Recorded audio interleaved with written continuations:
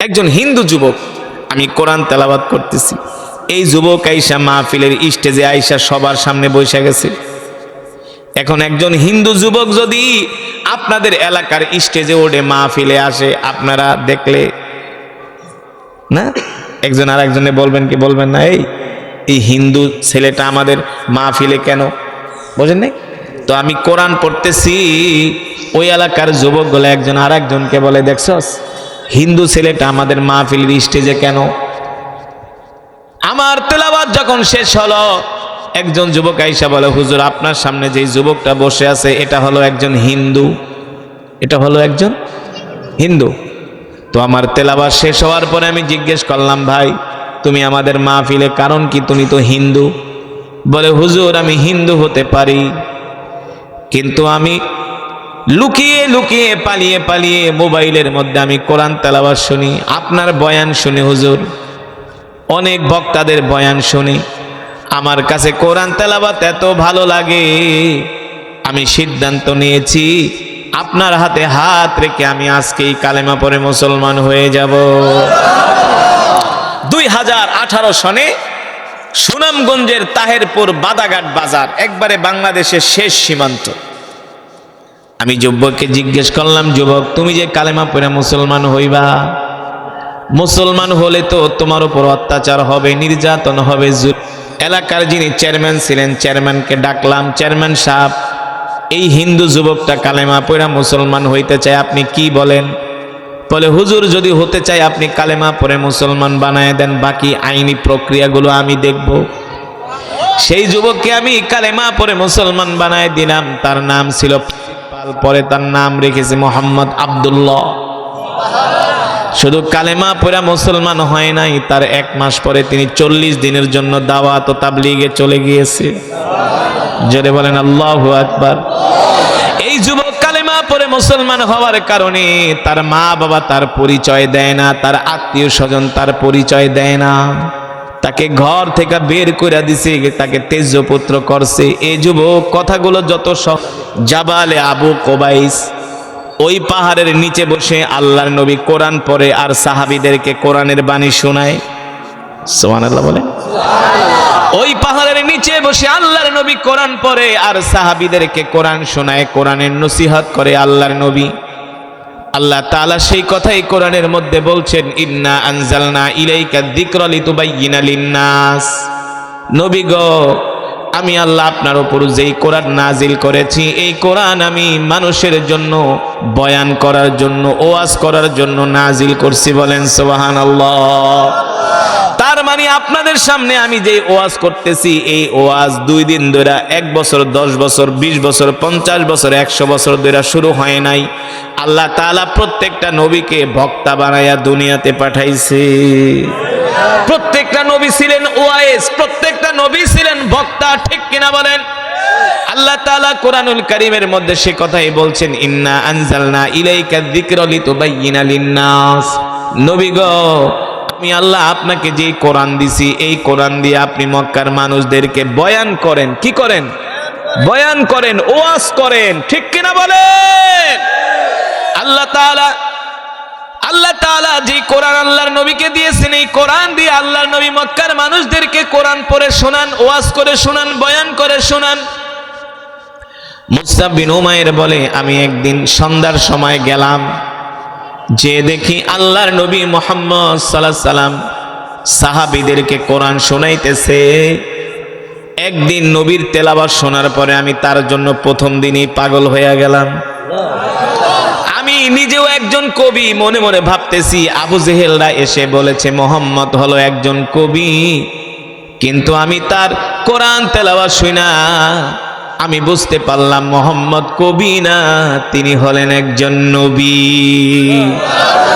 মুসআব বিন উমাইর বলে, আমি প্রথম যেই দিন মুহাম্মাদের কোরআন তেলাওয়াত শুনে আসলাম, আল্লাহর পয়গম্বরের কোরআন তেলাওয়াত শুনে আসলাম, তারপরের দিন থেকে আমি আর রাত্রে ঘুমাইতে পারি না, শুধু আমার কানের মধ্যে আল্লাহর পয়গম্বরের তেলাওয়াত বাজে।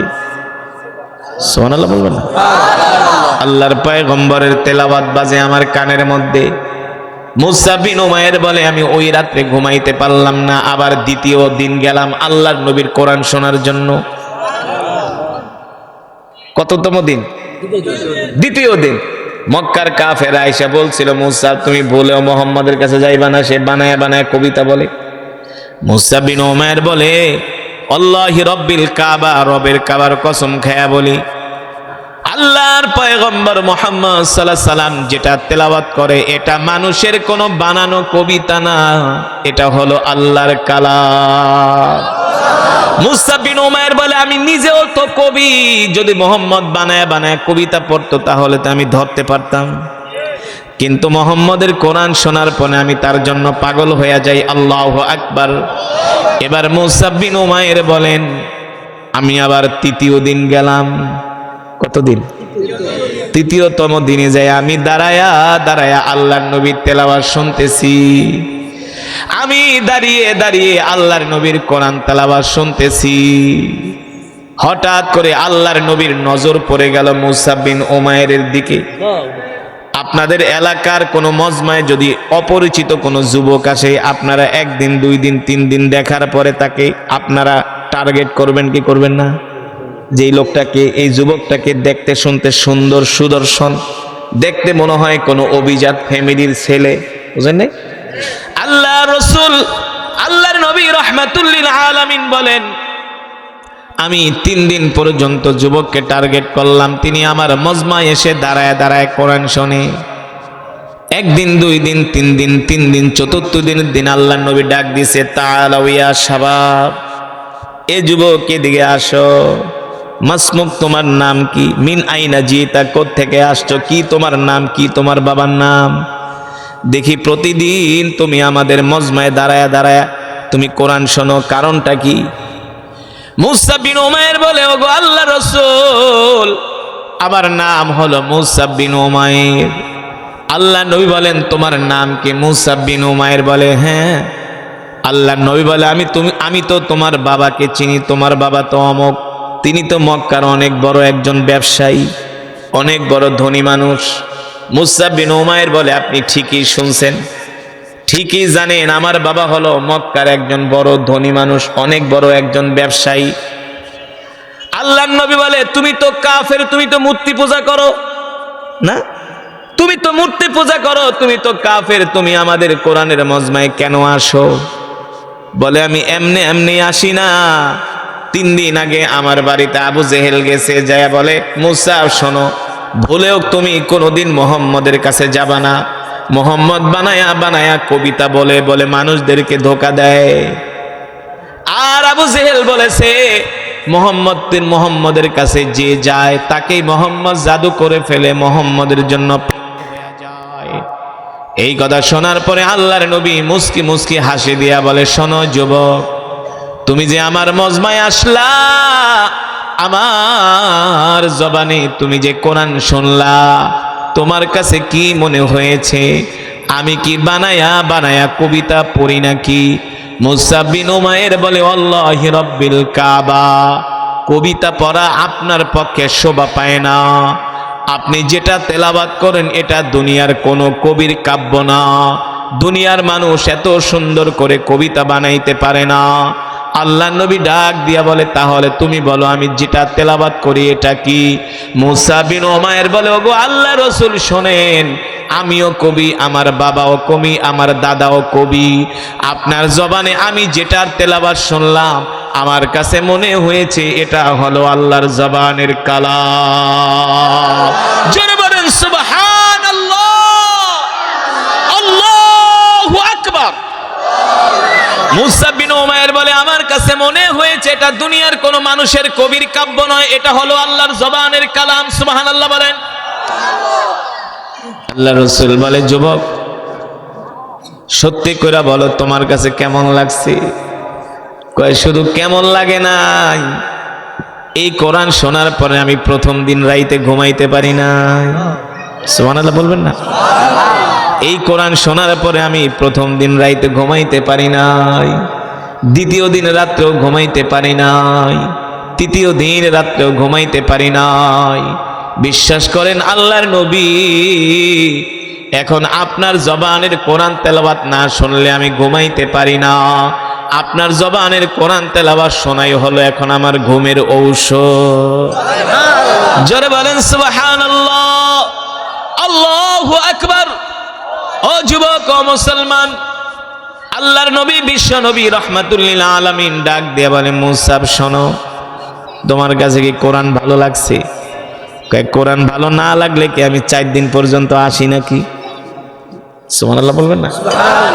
এ যুবক, এখন আমি যেই কথাটা বলবো রে যুবক, এই কথাটা শুনতে অনেক হালকা, বলতেও অনেক সহজ, কিন্তু কথাটা অনেক ভারী কথা, অনেক দামি কথা, অনেক মূল্যবান কথা। এই কথার সাথে রয়েছে একজন যুবকের জীবন, একজন যুবকের ভবিষ্যৎ। বুঝেন নাই? আমরা তো মুসলমান হয়ে কোরআন পড়ি না, ইসলাম মানি না, দিন মানি না। এবার দেখেন এই যুবক আল্লাহর কোরআনের জন্য নিজের ধর্ম পরিবর্তন করবে। শুধু ধর্ম না, আল্লাহর নবী ডাক দিয়া বলে, যুবক, যদি তোমার কাছে কোরআন ভালো লাগে তাহলে আমি তোমাকে একটা অফার করতে চাই, তোমাকে আমি বলতে চাই, তুমি কি আমার কথা শুনবা নাকি? মুসা বিন উমাইর বলো, আল্লাহর নবী কি বলবেন? আল্লাহর নবী বলে, যুবক, যদি তোমার কাছে কোরআন ভালো লাগে, তুমি যদি আমাকে সত্য নবী মনে করো, তুমি আর দেরি করবা না, এখনই আমার হাতে হাত রেখে কালেমা পড়ে মুসলমান হয়ে যা।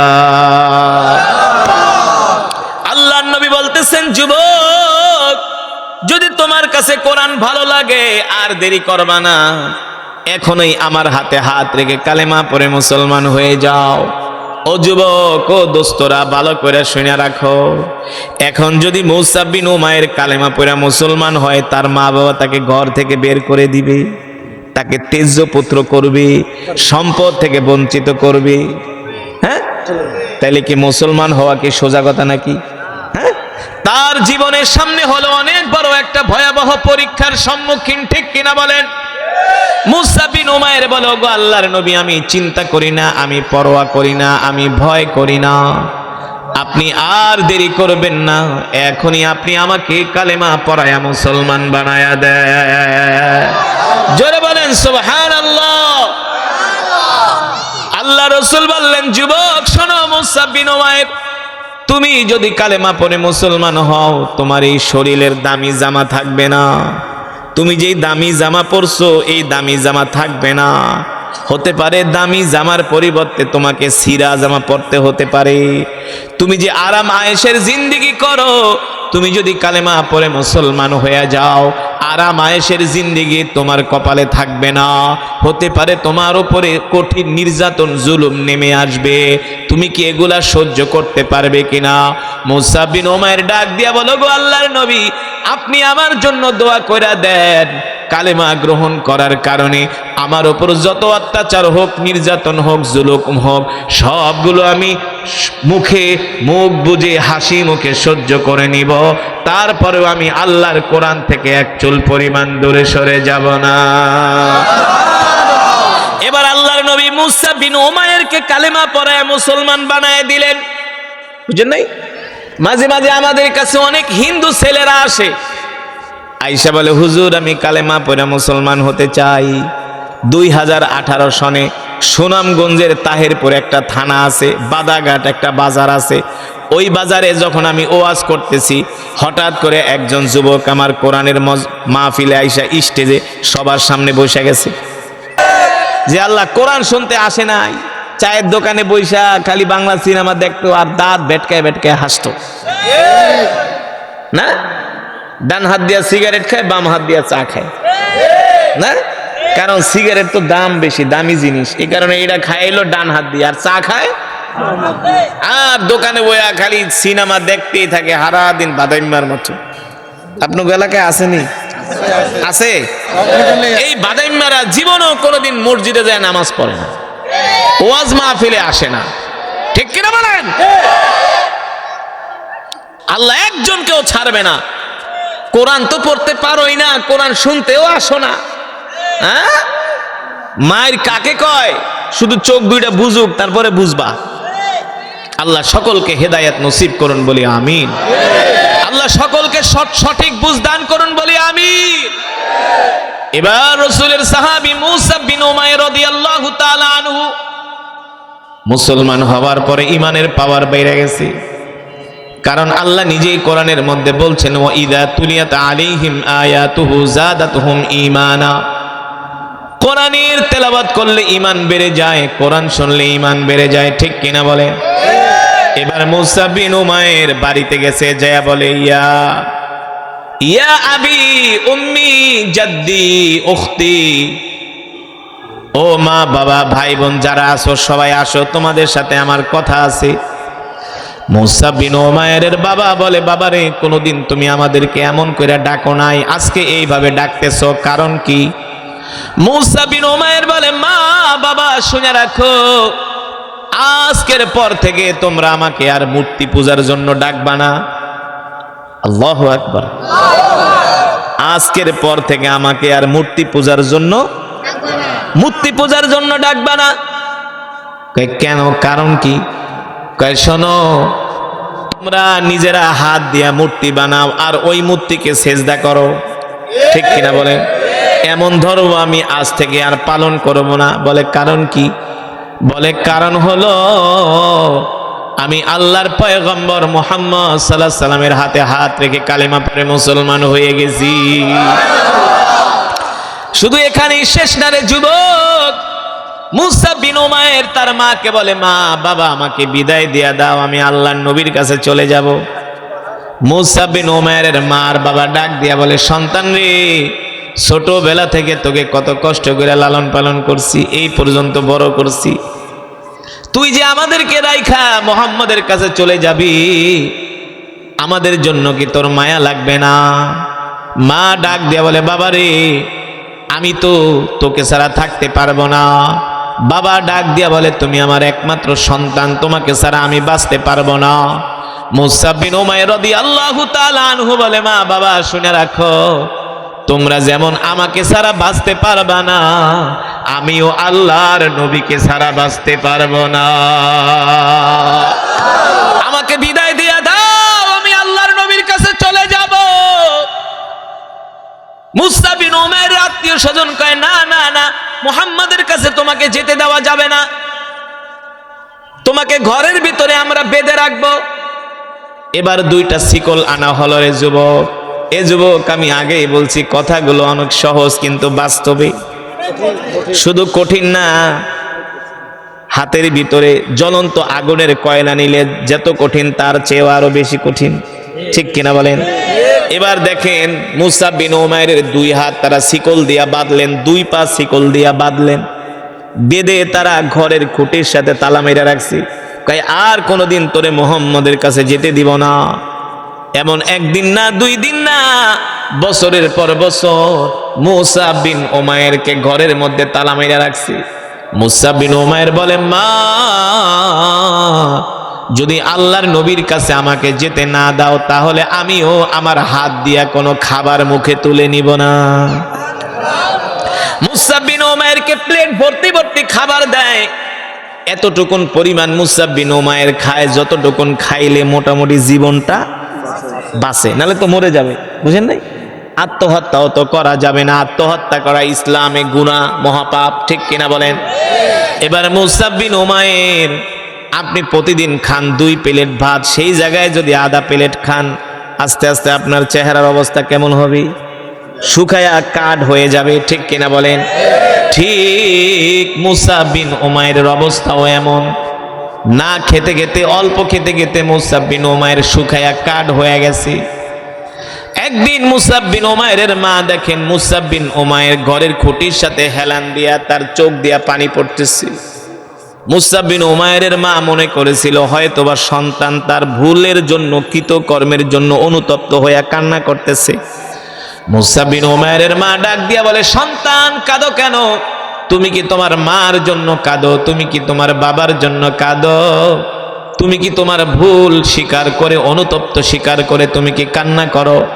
মুসা বিন উমাইর বলে, মা ওয়াল্লাহি রব্বিল কাবা, রবের কাবার কসম খায়া বলি, আমি আমার মায়ের জন্য কাঁদি না, বাবার জন্য কাঁদি না, আমি কাঁদি আল্লাহর রাসূলের জন্য, আমি কাঁদি আল্লাহর নবীর জন্য। কোন দিন আমি আল্লাহর নবীর কাছে যাব? আল্লাহু আকবার। মুসাব বিন উমাইর মা বলে, যদি তোমাকে ছেড়ে দেই, এতদিন যে কষ্ট করছো, বলে সব কষ্ট ভুলে যাব। এখন মুসাব বিন উমাইরের মা বলে, শুধু শুধু সন্তানটাকে এইভাবে ঘরের ভিতরে শিকল দিয়া বাইন্ধা রাখলে কোনো লাভ, সন্তান শেষ হয়ে যাবে। কোনো মাই চায় না তার সন্তান তিলে তিলে শেষ হয়ে যাক, ঠিক কিনা বলেন? এবার মুসাব বিন উমাইরের মা তার শিকল খুলে দিলেন, তালা খুলে দিলেন। এবার মুসাব বিন উমাইর তার মাকে জড়ায় ধরে বলে, মা আমাকে বিদায় দিয়া দাও, আমাকে বিদায় দিয়া দাও মা। তুমি আমাকে 10 মাস 10 দিন গর্ভে ধারণ করে লালন করছো মা, তুমি আমাকে ভালোবাসো, আমিও তোমাকে ভালোবাসি।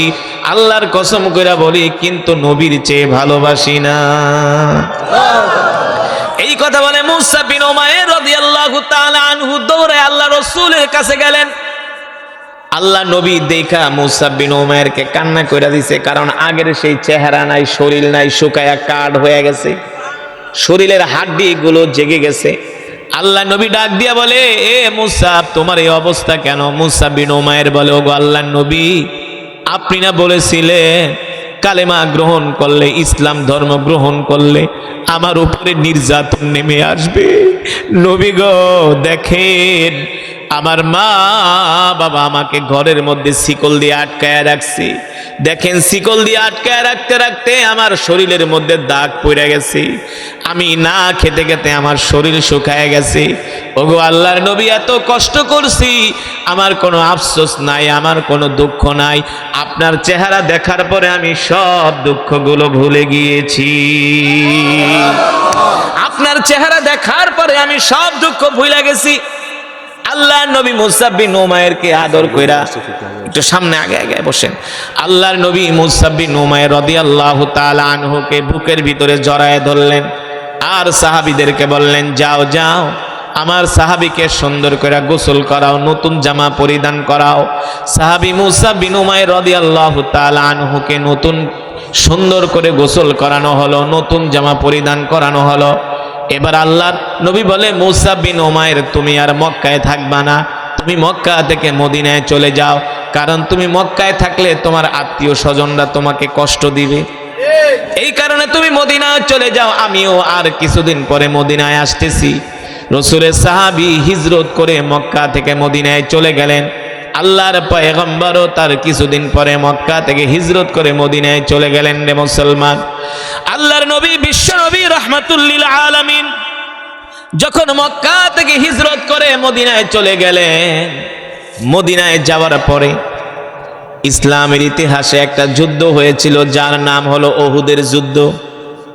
কোন যুদ্ধ? চলবে, কিন্তু ওঠাউঠি করা যাবে না। রাজি আছেন? ওঠাউঠি করা যাবে না। আমরা মোনাজাত দিয়া বাড়িতে যাব ইনশাআল্লাহ। মোনাজাত না দিয়া কে কে উঠে যাব? হাত উঠান। মাশাআল্লাহ। না, ওদের ইমানের পাওয়ার বাইরে গেছে। একটু আগে আগে বসেন, আগে আগে বসেন, অনেক ভাইরা দাঁড়ায় আছে, আগে বসেন, একটু বসতে দেন, বসতে দেন, ভাইরা দাঁড়ায় আছে, একটু বসতে দেন। তাহলে আমরা মোনাজাত দিয়ে যাব তো ইনশাআল্লাহ। কে কে মোনাজাত দিয়ে যাব? হাত উঠান। লিল্লাহে তাকবীর। মাশাআল্লাহ, হাত নামান। আল্লাহ কবুল করুন, এলাকাবাসীকে কবুল করুন, এলাকার প্রত্যেকটা ঘরের ভিতরে আল্লাহ রহমত বরকত নাজিল করুন, প্রত্যেকটা কবরকে আল্লাহ জান্নাতের বাগান বানায় দিন। মুসলমান আল্লাহর বান্দারা, আল্লাহর নবী 800 মুসলিম মুজাহিদ নিয়া 3000 কাফিরের বিরুদ্ধে লড়াই শুরু করে দিলেন। মুসলমানরা যখন যুদ্ধের ময়দানে নামলো, ওই যে রাসূলের সাহাবী মুসাব বিন উমাইর, মনে আছে নাকি? সে তো মক্কা থেকে মদিনায় চলে আসছে। এবার মুসাব বিন উমাইর রাদিয়াল্লাহু তাআলা আনহু উহুদের ময়দানে সবার আগে আগে তরবারি নিয়া, ঘোড়া নিয়া সবার আগে আগে দৌড়াইতেছে। সাহাবায়ে কেরাম ডাক দিয়ে বলে, মুসাব, সবার আগে আগে দৌড়াইতেছো কারণ কি? মুসাব বিন উমাইর বলে, শিকারের অপেক্ষায় আছি। কিসের অপেক্ষায়? কাফেরদেরকে পাইলে আর কোনো কথা নাই, ওদের দেহ থেকে আমি। উহুদের ময়দানে যখন যুদ্ধ করার জন্য নেমে গেলেন, সবার সামনের কাতারে মুসাব বিন উমাইর যুদ্ধ করে। মুসা বিন উমাইর রাদিয়াল্লাহু তাআলা আনহু যুদ্ধ করতে করতে এক পর্যায়ে মুসা বিন উমাইর রাদিয়াল্লাহু তাআলা আনহু শহীদ হয়ে যায়।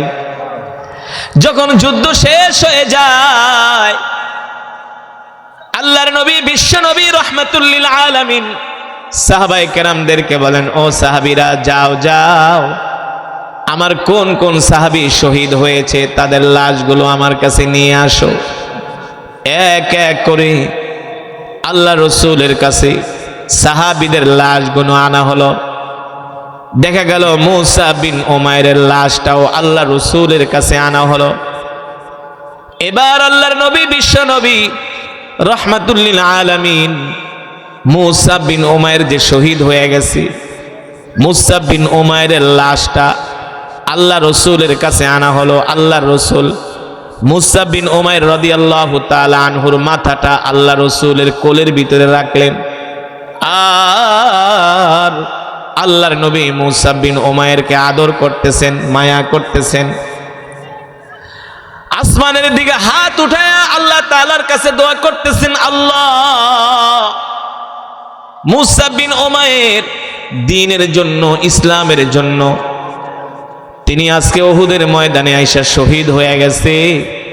আল্লাহ আমি মুসা বিন উমাইরের উপরে খুশি, তুমিও তার উপর খুশি হয়ে যেও। আল্লাহর নবী বললেন, মুসা বিন উমাইরের জন্য কবর খনন করো। আল্লাহর নবীর আদেশ অনুযায়ী মুসা বিন উমাইরের জন্য কবর খনন করা হলো। এবার আল্লাহর নবী মুসা বিন উমাইরের লাশটা যখন কবরের মধ্যে রাখবেন, এই দৃশ্য দেখা রাসূলের সাহাবী আব্দুল্লাহ বিন মাসউদ রাদিয়াল্লাহু তাআলা আনহু চিৎকার করে উঠলেন আর বললেন, হায় রে, আজকে যদি মুসা বিন উমাইর না হইয়া আজকে যদি আমি হইতাম তাহলে আমার কপাল না কত ভালো হতো, আমি না কত সৌভাগ্যবান ছিলাম। আল্লাহর নবী যার হাত ধরে, আল্লাহর নবী যার নিজের হাত দিয়া মুসা বিন উমাইরের লাশটাকে কবরের মধ্যে রাখতেছে। জোরে বলেন আল্লাহু আকবার। ও মুসলমান যুবক, সেই নবীর উম্মত আমরা। আল্লাহ নবী বলতেছেন, যুবক আমি নবী তোমাদেরকে ভালোবাসি। আল্লাহ রসুল যুবকদেরকে বেশি ভালোবাসেন। আল্লাহ রসুলের জীবনের প্রথম মক্কাতে যুবকদেরকে নিয়ে একটা সংগঠন করেছেন মদিনাতে, যেই সংগঠনের নাম হলো হিলফুল ফুজুল। নাম কি? যুবকদেরকে নিয়ে আল্লাহর নবী সংগঠন করেছেন। যুবকদেরকে আল্লাহর নবী ভালোবাসেন। এই কারণে যুবক আসো বন্ধু, আজ থেকে আমরা ওয়াদা করব, জীবনে আমরা যতদিন বাঁচবো আর কোনোদিন নামাজ ছেড়ে দিব না। ঠিক কিনা বলেন? আর কোনোদিন রসুলের সুন্নাত ছেড়ে দিব না। আল্লাহর নবী বলেন, মান আহাব্বা সুন্নতি ফাকাদ আহাব্বানি ওয়া মান আহাব্বানি কানা মাই ফিল জান্নাহ। আল্লাহ রাসূল বলেন, আমার যেই উম্মত দুনিয়ার জমিনে আমার সুন্নতগুলো জিন্দা করবে, আমার যেই উম্মত দুনিয়ার জমিনে আমার সুন্নতগুলো পালন করবে, আমার যেই উম্মত দুনিয়ার জমিনে আমার সুন্নত অনুযায়ী জীবনকে পরিচালনা করবে, আমি নবী সাথে করে সেই উম্মতকে নিয়ে আল্লাহর জান্নাতে প্রবেশ করব। আল্লাহর রাসূলের সুন্নত কি আমাদের জানার দরকার আছে কি আছে না? জোরে বলেন। আল্লাহ রাসূলের সুন্নত হলো, আল্লাহর নবী বলেন, আফসুস সালাম, আফসুস সালাম ওয়া আতঈমুত তাআম লিনুল কালাম। আল্লাহর নবী বলেন, আমার সুন্নত হলো এক মুসলমান আর এক মুসলমানকে সালাম দিবে। এক মুসলমান, আজকে আমাদের সমাজের মধ্যে সালাম নাই, আমরা সালাম দেই না। আবার কিছু মানুষ আছে, কিছু টাকা পয়সা হয়ে গেলে সালাম দিলে আর উত্তর নেয় না। না, কিছু মালিক আছে, কর্মচারী সালাম দিলে সালামের উত্তর নেয় না। কিছু মুসলমান আছে, গরিব মানুষ সালাম দিলে সালামের উত্তর নেয় না। সালাম দিবেন, আসসালামু আলাইকুম, ইশারা কর, ভাব দেখায়, ভাব না, একটু টাকা পয়সা হইছে, গরম দেখায়, সালামের উত্তর নিতে চায় না। ঠিক কিনা বলেন? সালাম দিবেন, সুন্দর করে বলবে ওয়ালাইকুম আসসালাম, কয় না না, কয় আসসালামু আলাইকুম, ওয়ালাইকুম। না, এমন মুসলমান আছে কি? আছে না? না না না, যখন সালাম দিবে তখন সালামের উত্তর নিতে হবে ওয়ালাইকুম আসসালাম ওয়া রাহমাতুল্লাহি ওয়া বারাকাতুহু। ঠিক কিনা বলে? আল্লাহর নবী বলে উম্মত সালাম দাও। সন্তান বাবাকে সালাম দিবে না, সন্তান বাবাকে সালাম দিবে, বাবাও সন্তানকে সালাম দিবে, স্বামী স্ত্রীকে সালাম দিবে, স্ত্রীও স্বামীকে সালাম দিবে। বুঝেন না? আজকে আমরা স্ত্রীদের সালাম দিব তো দূরের কথা, ফোন দিয়া কয় এই ফোন ধরস না, কা কথা কেনা। আমি মালয়েশিয়াতে গেছি প্রোগ্রাম করার জন্য। এখন এক যুবক এসে কয় হুজুর আমার কপাল পুড়ে গেছে। কি কয়? আমার কপাল পুড়ে গেছে। আমি কই তোর কপাল তো ঠিকই আছে। কয় না হুজুর পুড়ে গেছে। কয় কেন? কয় হুজুর এত কষ্ট করে আইসা বিদেশ করি, বাড়িতে ফোন দিলে স্ত্রী আমার কথা শোনে না, আমার সাথে খারাপ ব্যবহার করে। কি করে? আমি বলি তুমি কি স্ত্রীকে ফোন দিয়ে আগে সালাম দাও? হুজুর একটা কথা বললেন, স্ত্রীর আবার সালাম দেবো না? কে আমার একটা প্রেস্টিজ আছে না, কেন ওরে সালাম দেবো কেন? ওরে আমি বিয়ে করে আনছি, ওই আমার স্ত্রী, ওরে আমি কেন সালাম দেবো? তা কি কও? কেন ফোন দিয়ে বলে এই কেমন আছস? আমি আস্তাগফিরুল্লাহ, এটা কোনো ব্যবহার? এটা কোনো ব্যবহার? আমি বলি শোনো, তোমাকে আমি একটা প্রেসক্রিপশন দিয়ে যাচ্ছি, তুমি আজকে থেকে স্ত্রীকে ফোন দিয়ে আগে সালাম দিবা, আসসালামু আলাইকুম, সালাম দিবা। যতদিন পর্যন্ত তোমার স্ত্রী তোমার সাথে ভালো ব্যবহার না করবে ততদিন পর্যন্ত তুমি ফোন দিয়া সালাম দিতেই থাকবা। তুমি ফোন দিলে আগে সালাম দিবা। কি করবা? তো ওই হাজবেন্ড ওয়াইফকে এইভাবে একদিন দুই দিন তিন দিন সালাম দিতে দিতে স্ত্রী কয় তুমি মানুষ না ফেরেশতা? এত সুন্দর ব্যবহার করতে গিয়ে শিখলা? কয় শুধু সুন্দর ব্যবহার শিখি নাই, এক হুজুর বলছে এখন থেকে তোমাকে আমি সালাম দিব, তোমার সাথে ভালো ব্যবহার করব। স্ত্রী কয় শোনো, তুমি যদি আমাকে সালাম দাও, আমার সাথে ভালো ব্যবহার করো, আমিও আজকের পর থেকে তোমার কোনো কথা অমান্য করব না। সুবহানাল্লাহ বলবেন না? এটা হলো পাওয়ার অফ সালাম, সালামের পাওয়ার। মিয়া সালামের যে কি পাওয়ার এটা নিজেরাও জানেন না। আপনার সবচেয়ে বড় শত্রু, ওকেও যদি আপনি একদিন দুই দিন তিন দিন চার দিন সালাম দেন, এই শত্রু আপনার বন্ধুতে পরিণত হবে। ঠিক কিনা বলেন? এই শত্রু আপনার বন্ধুতে, দেখবেন এলাকার কিছু কাউন্সিলর চেয়ারম্যান নির্বাচন হয়, এক একজন 4, 15, 20, 25 বছর ধরে চেয়ারম্যানই করে, তেমন কোনো টাকা পয়সা খরচ করা লাগে না, কিছু কৌশল আছে। কি আছে? মানুষকে দেখলেই সালাম দেয়, আসসালামু আলাইকুম চাচা ভালো আছেন, ভাই ভালো আছেন, কিরে তুই ভালো আছস? আর দেখলে মিষ্টি ভাষায় কথা কয়। কাহারে চেয়ারম্যান সাহেব কত ভালো মানুষ, এমপি সাহেব কত ভালো মানুষ না? আমার মতো একটা ছোট মানুষও সালাম দেয়। তাই ভোটটা কি তাকে দিবে না অন্য লোককে দিবে? জোরে বলেন, জোরে বলেন। যুবক, তোমার স্ত্রীও যদি তোমার কথা না শোনে, তোমার সাথে বেয়াদবি করে, আজকের পর থেকে ঘরে যায়া আগে ঘরের দরজায় ঠাস ঠাস বাড়ি দিবা না, ঘরের দরজায় যায় আগে সালাম দিবা, আসসালামু আলাইকুম। কোমল ভাষায় নরম ভাষায় সালাম দিবা। দেখবা একদিন দুই দিন তিন দিন সালাম দেওয়ার পরে তোমার স্ত্রী যদি জাতের মেয়ে হয়, এনে কথা আছে কিসের মেয়ে? জাতের মেয়ে হতে হবে না, আজাদ কুজাত হইলে হবে না, জাতের মেয়ে, বংশীয় মেয়ে হতে হবে। একদিন দুই দিন সালাম দেওয়ার পরে দেখবা তোমার স্ত্রী তোমার সাথে রাবেয়া বসরির মতো কথা বলবে। ঠিক কিনা বলেন? তাহলে আমরা সালাম দিব তো? আমরা আগে মুরব্বীদেরকে সালাম দিব। কিছু যুবক আছে বেয়াদব, মুরব্বীদের সামনে দাঁড়ায় দাঁড়ায় সিগারেট খায়, সালাম তো দূরের কথা না? আছে না? যেই যুবক মুরব্বীদের সামনে দাঁড়ায় দাঁড়ায় সিগারেট খায়, মুরব্বীদেরকে সালাম দেয় না, এটা কোনো মুসলমানই হইতে পারে না। তোরা ঠিক কসকে, তোরা বড় হয়ে তোরাও সালাম দিবি, ঠিক আছে? মাশাআল্লাহ, আল্লাহ কবুল করুন। তাহলে আমরা সালাম দিব তো ইনশাআল্লাহ।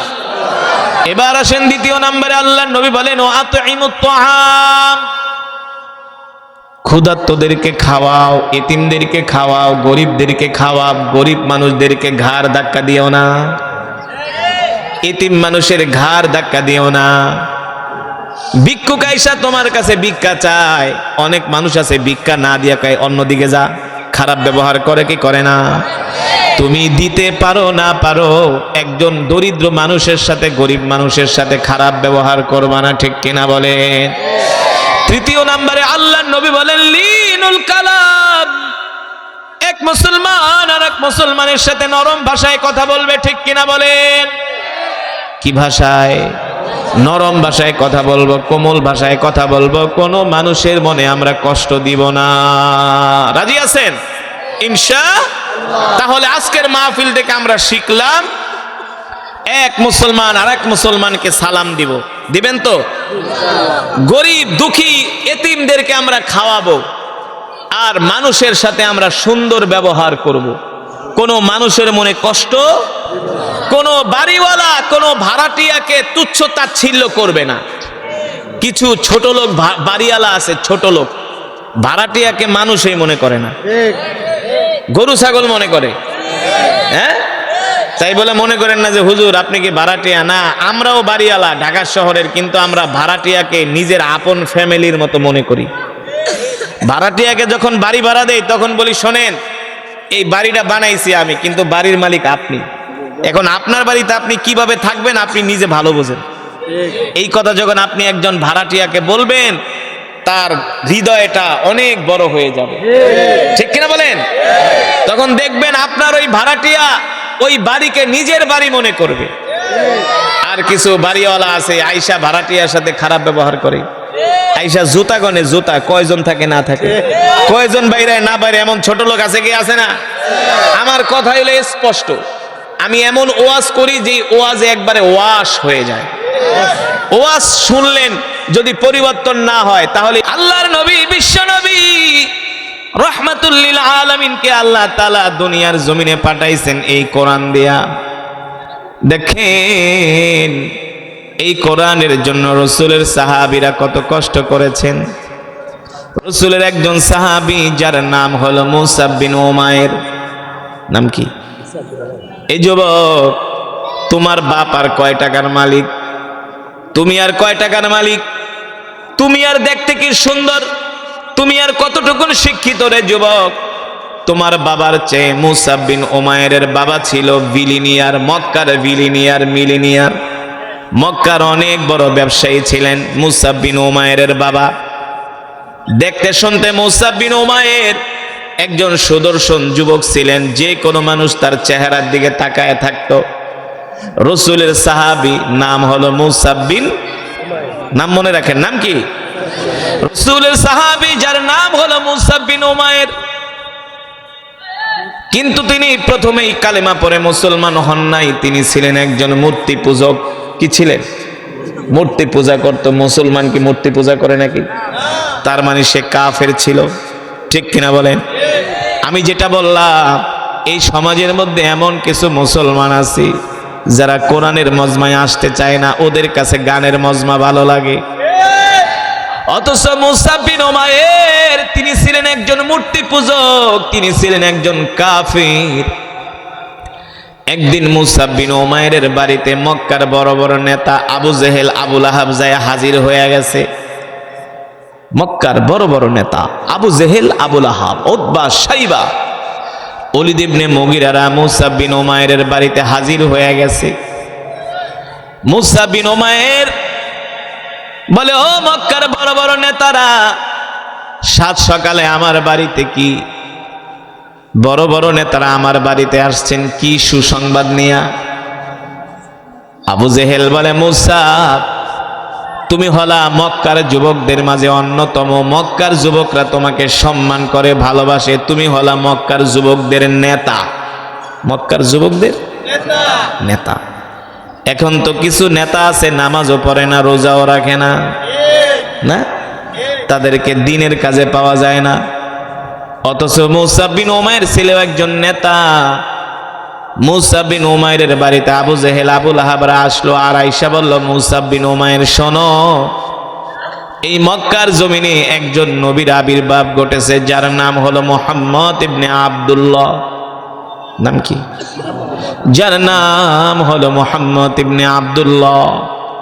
এ মুসাব শোনো, মক্কার যুবকেরা মুসাব বিন উমাইরকে বলতেছে, মক্কার যুবকেরা মুহাম্মদ ইবনে আব্দুল্লাহর কাছে যায়া কালেমা পরে মুসলমান হয়ে যাচ্ছে। মুহাম্মদ ইবনে আব্দুল্লাহ কি যেন তেলাওয়াত করে, বানায়া বানায়া কবিতা পড়ে। আমি আপনাদের সামনে যেই কোরআন পড়লাম, মক্কার কাফেররা বলে আল্লাহর নবী নাকি বানায়া বানায়া কবিতা বলে। আসলে এটা কি কবিতা নাকি কোরআন? জোরে বলেন। মক্কার কাফেররা বলে মুহাম্মদ বানায়া বানায়া কবিতা বলে। মুসাব বিন উমাইরের বাবা ছিলেন কবি, তিনিও ছিলেন কবি। আবু জেহেল আয়েশা বলতেছে, মুসাব তুমি হলা আমাদের গর্বের ধন, আমরা তোমাকে আগামীতে বড় নেতা বানাবো। কিন্তু শোনো মুসাব, মক্কার সব যুবকরাও যদি মুহাম্মদের কোরআন শুনতে যায়, তুমি কিন্তু যাবা না। তুমি কিন্তু মুহাম্মদ বানায়া বানায়া কবিতা বলে। অথচ আল্লাহ তাআলা বলতেছেন, ওয়ামা আল্লামনাহু শি'রা ওয়ামা ইয়ানবাগি লাহু ইন হুয়া ইল্লা যিকরুন ওয়া কুরআনুম মুবিন। আল্লাহ রাব্বুল আলামিন বলতেছেন, এ মক্কার কাফেররা, তোমরা আমার হাবিবকে কবি বলো। আমার হাবিব কবি না। আমার হাবিবের পক্ষে বানায়া বানায়া কবিতা বলা শোভা পায় না। আমার হাবিব হলো নবী। জোরে বলেন সুবহানাল্লাহ। আমার হাবিব হলো নবী। আল্লাহু আকবার। আবু জেহেল এসে বলে, মুসাব বিন উমাইর শোনো, তুমি কিন্তু মুহাম্মাদের কাছে যাইবা না, ভুলেও যাবা না তার কোরআন শুনতে, তার কবিতা শুনতে।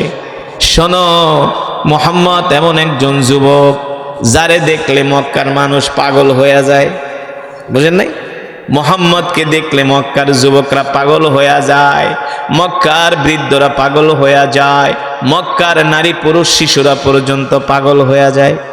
কেন হবে না? আমার নবীর মতো এত সুন্দর করে আল্লাহ পৃথিবীতে কোনো মানুষকে বানায় না। পৃথিবীর যত সৌন্দর্য আল্লাহ তাআলা আমার নবীকে দান করছে, ঠিক কিনা বলেন? আল্লাহ তাআলা সেই নবীর কথা কোরআনের মধ্যে বলছেন, ওয়ামা আরসালনাকা ইল্লা রাহমাতাল লিল আলামিন। আল্লাহু আকবার। নবী আপনি হলেন রহমত, আপনি হলেন বরকত। আমি আল্লাহ আপনাকে রহমত কইরা বরকত কইরা দুনিয়াতে পাঠাইছি। আল্লাহু আকবার। এ যুবককে গরু খাওয়া মুসলমান যুবকরা, এ রাসূলের সাহাবীরা আল্লাহর নবীর জন্য জীবন দিছে, ঠিক কিনা বলেন? যেই কোরআন আমি আপনাদের সামনে পড়ছি, এই কোরআনের জন্য জীবন দিছে রে যুবক। মুসাব বিন উমাইর তিনি ছিলেন মূর্তি পূজক কাফের। মক্কার আবু জেহেল আয়েশা বলে, আবু লাহাব আসে, আয়েশা বলে, মুসাব আগামীতে আমরা তোমাকে নেতা বানাবো। তুমি ভুলেও মুহাম্মদের কবিতা শোনার জন্য যাবা না, মুহাম্মদের ধারে কাছেও যাবা না। যদি মুহাম্মদের কাছে যাও তাহলে তোমাকে মুহাম্মদ জাদু করে ফেলবে। কি করে ফেলবে? নবীর কি জাদু করা লাগে? নবী কি জাদুকর? তিনি তো নবী, তিনি তো রহমাতুল লিল আলামিন। নবীর চেহারা দেখেই তো মক্কার কাফেররা পাগল হয়ে যায়, ঠিক কিনা বলেন? এবার আবু জেহেলদের কথা শোনার পরে মুসাব বিন উমাইর বলে, আবু জেহেল আপনাদের কথা কি হয়েছে? বলা বলে হ্যাঁ। তাইলে আজকের মতো যান, গেট আউট, যান। আমি একজন শিক্ষিত যুবক, আমাকে এত বুঝাইতে হবে না, আমি ভালো মন্দ বুঝি। বুঝেন নাই? শিক্ষিত মানুষের মর্যাদাই আলাদা। এই কারণে কবি বলে, শিক্ষিত মূর্খ বন্ধুর চেয়ে শিক্ষিত শত্রুও ভালো।